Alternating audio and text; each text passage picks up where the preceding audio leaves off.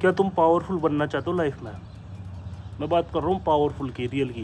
मैं ये नहीं बोल रहा कि पैसे से और मसल से पावरफुल बनने की बात नहीं कर रहा। मैं बात कर रहा हूँ बिहेवियर से पावरफुल बनने की। अगर आप बिहेवियर से पावरफुल बनना चाहते हो तो ये वीडियो आपके लिए। एंड तक देखना, कुछ अच्छा ही सीखने को मिलेगा, क्योंकि फालतू बातें मैं करता नहीं हूँ और इतना टाइम भी नहीं है। एंड सब्सक्राइब कर लेना अगर बात अच्छी लगे।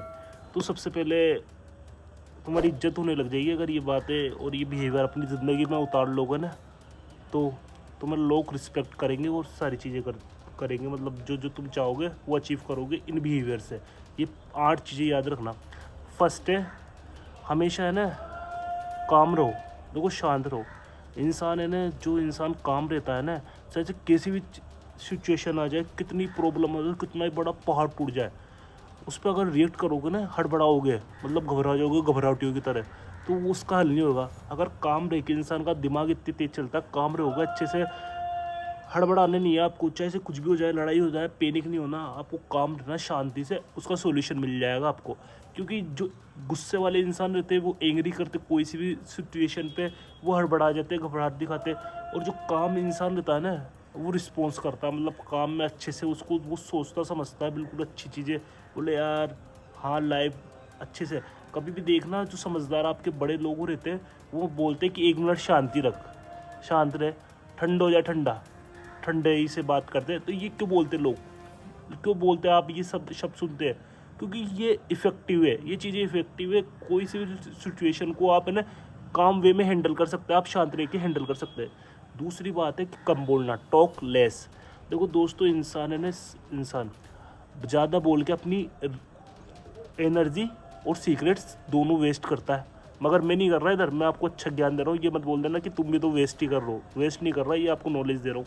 तो अगर आप एक सर्कल में बैठे हो, तो अगर आप ज़्यादा बोल रहे हो तो लोग आपको आपकी बातों से आंक लेते कि किस लेवल का इंसान है, किस मोटिव का इंसान है, किसको कैसे डील करना है, इसके साथ क्या बिहेवियर रखना है।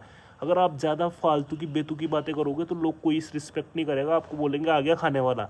जैसे हमारी कॉमन लैंग्वेज में बोलते हैं, आ गया चाटने वाला, आ गया खाऊ पकाऊ। ऐसी ऐसी चीज़ें वर्ड्स से यूज़ होगा। आप हमेशा, आप कोई से भी सर्कल में, चाहे से वो हो 18 से 25 साल का सर्कल, कोई कितना ही बड़ा सर्कल हो, कोई एजेड लोगों का सर्कल हो, आपके बच्चों का सर्कल हो, आपसे छोटे जो दो मतलब आपके छोटे भाई के सर्कल हो, कोई सा भी सर्कल हो, किसी भी एज के लेवल में, अगर आप वहाँ पर बैठे हो तो कम बोलो, टॉक लेस करो, बिल्कुल बात काम की बात बोलो। क्योंकि जब भी आपकी बात में वजन होता है, फालतू में बजने से कुछ फ़ायदा नहीं है। आराम से शांत रहो, थोड़ी सी बातें बोलो जो आपकी वैल्यू हो।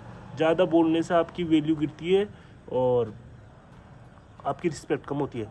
अगला जो पॉइंट है वो है ऑब्जर्व मोर।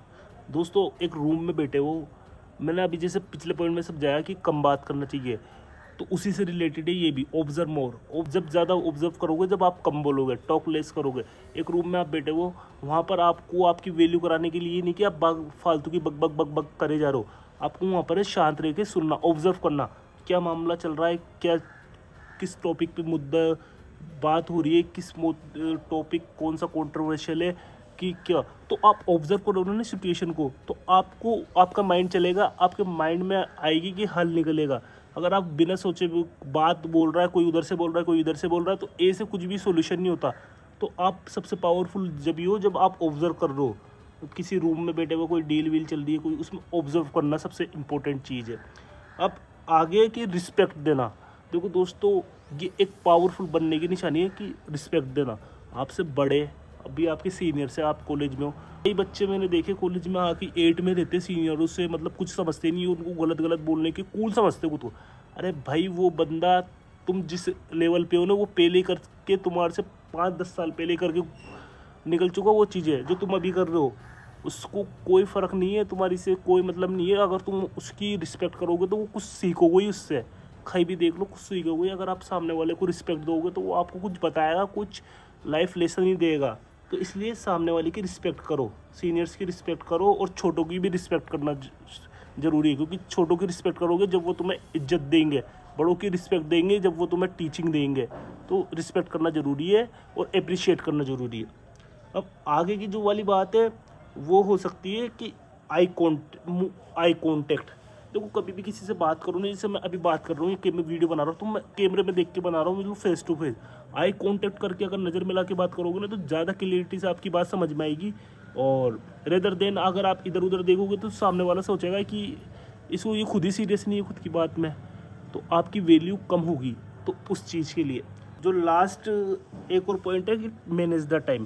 देखो टाइम इज़ मनी है, अपना टाइम बचा के रखो, समय वाला कीमती है और फालतू में वेस्ट मत करो इसे, टाइम को कंट्रोल करो, नहीं तो आने वाले टाइम में अभी तुम करो कंट्रोल, नहीं तो टाइम तुम्हें कंट्रोल करेगा। आखिरी का जो पॉइंट सबसे अच्छा, सबसे जो इसका कोर हैबिट है 8 पॉइंट, वो है थिंक बिफोर स्पीक। जब मैं ये वीडियो बनाता हूँ ना तो मैं सोचता हूँ यार कुछ गलत नहीं निकल जाए मुँह से, मतलब तो ऐसे ही ये तो चलो इसमें तो एडिट हो जाता है, वीडियो बनाने में तो एडिट हो जाता है, रीटेकिंग हो जाती है, एडिटिंग हो जाती है सब। मगर जब आप कहीं बोलते हो ना 5 जनों में, वहाँ पर री एडिट नहीं होती, उधर एडिट नहीं होती, वहाँ पर वो फिल्टर बिना फिल्टर के बात जाती है और अब जो बका होता है ना हमने वो सामने वाले के पास चल जाता है और आपकी इमेज वहीं डाउन हो जाती है। तो हमेशा सोच समझने कहीं भी हो, इसलिए बोलते हैं कि ऑब्जर्व करो, कम बोलो, ऑब्जर्व करो और सोच समझ के फिर बोलो। बिल्कुल नाप तोल के बोलना पड़ता है, बिल्कुल कम कि भाई हाँ कि एक बार सोच लो भाई ये सही तो नहीं है, कोई हर्ट तो नहीं हो जाएगा इस बात से, किसी को बुरी तो नहीं लग जाएगी, या मेरे को तकलीफ तो मैं इसकी वजह से कोई मुसीबत में थोड़ी पड़ सकता हूँ। तो ये वाली बात है। एक स्टोरी सुनाता हूँ, चलो इसी टॉपिक पर एक स्टोरी सुनाता हूँ, छोटी सी है, ज़्यादा लेट नहीं करूँगा। तो 3 कैदी थे एशियंट रोम में ना, 3 कैदी थे। तो उन्होंने कोई उन पर केस था, मतलब किसी चीज़ का, दूसरे राज्य के थे। अब उस राज्य में मतलब उनकी आपसरी में लड़ाई थी, सामने वाली जो राजा थे उनसे लड़ाई थी सामने वाली कंट्री के। अब उनके जो सैनिक थे, अपराधी थे, उनको पकड़ लिया था। अब उनको फांसी का ऑर्डर दे दिया। फांसी का मतलब एक उनकी सज़ा होती थी, एक ऐसी मतलब एक मशीन थी उसके उधर उनको लेटना पड़ता था, मतलब लेटना पड़ता था। हाँ, तो उधर क्या हुआ कि अब वो जो तीनों के तीन थे ना, उनको ये था कि एक ही बार, अगर एक बार में मर गया ना तो मर गया, नहीं तो आज़ाद कर देंगे इनको। अगर नहीं मारा ना एक बार में इससे तो वापस नहीं मारेंगे, आज़ाद कर देंगे। उधर का रूल था कुछ ऐसा। तो होता क्या है कि पहले कैदी को चढ़ाते उधर, और वो जो मशीन थी उसके ऊपर आती है और वो इंस्टेंटली वो मशीन का वो जो घूमता हुआ कटर आता है वो नीचे से निकल जाता है, नीचे से निकल जाता है और वो बच जाता है।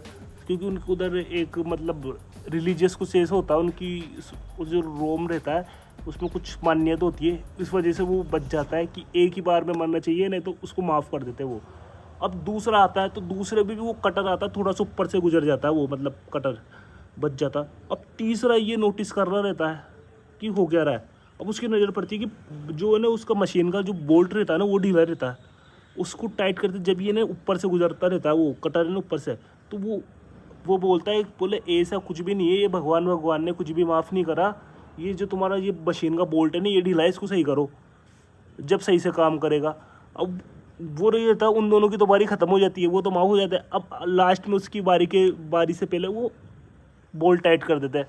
अब आपको पता ही है क्या होता है, वो जाता है और वो मतलब जो कटर आता है वो डायरेक्ट उसकी गर्दन उड़ा देता है। अब दोस्तों अगर वो चुप रहता उस जगह, ऑब्जर्व करता, साइलेंस रहता और अगर नहीं बोलता, सोच समझ के बोलता, तो उसकी भी जान बच जाती। तो इसी तरह से आपकी भी मतलब कई जगह आप फंसते फंसते बच जाते हो, अगर आप ऑब्जर्व करके कम बोल के ऑब्जर्व करोगे और सोच समझ के बोलोगे तो आप भी बच सकते हो। तो आपको ये 8 हैबिट से कैसी लगी आप ज़रूर बताना, मैं और हमारे चैनल को सब्सक्राइब करना। मिलते हैं नेक्स्ट वीडियो में।